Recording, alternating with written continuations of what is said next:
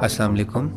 ये spindle Massey 240 tractor का है जो हमने अलीज़ ब्रांड के अंदर स्पेशल क्वालिटी में तैयार कराया है। इसकी मुक्की फोर्जिंग से तैयार हुई है और उसके बाद इसको इंडक्शन हार्ड भी कराया गया, जिसकी वजह से ये ना टूटती है ना टेढ़ी होती है, जो शिकायत आम वाले स्पिंडल में बहुत ज़्यादा पाई जाती है।